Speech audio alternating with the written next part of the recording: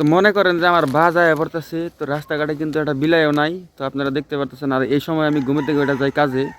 তো কাজে যাবেন এখানে আমি বাইরেছি, তো কি করুম ভাই, গরিব মানুষের পোলাহান, তো এটাই আমাকে কপাল। তো যদি এই বাসটা ফেল মারে তাহলে আমার কামে যাওয়া ফিনিশ, তার কারণ 20 মিনিট আমি যাই পাই জায়গার মধ্যে। তো যদি 20 মিনিট আমি না যেতে পারি তাহলে পিলপিলতে মেকআপ করতে পারি না, আধা ঘন্টা লাগে।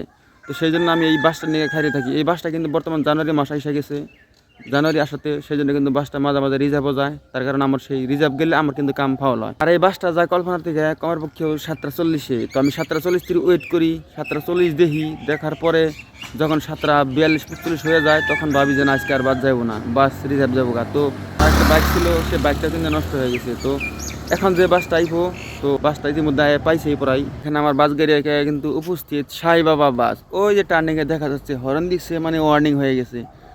তো এই বাসেই কিন্তু আমি কাজে যাই, দেখতে থাকেন।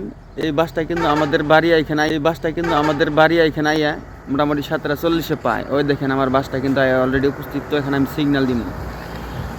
তো ফাইনালি বন্ধুরা, আমি বাস গাড়িতে উঠলাম। ওঠার পরে হয়তো আপনাদের মনে প্রশ্ন থাকতে পারে যে ভাই আপনি কি কাজ করেন। ভাইয়া বলতে গেলে বাবার যদি টাকা না থাকে একটা ছেলের কতটা কষ্ট হয়তো আপনি জানেন। তো ভিডিও বেশি আমি লম্বা করতে চাই না, সরাসরি দেখেন আমি ভাঙ্গাচোরা ড্যাম্পে আসলাম। তো মূলত আমি ভাঙ্গাচোরা ড্যাম্পে কাজ করি। আমার পিছনে যতগুলো লোহা ভাঙ্গা সাঙ্গা দেখতেছেন, তো ভাই এটাই হলো আমার পরিচয়। আমি কাজ করি ভাঙ্গাচোরা ড্যাম্পে।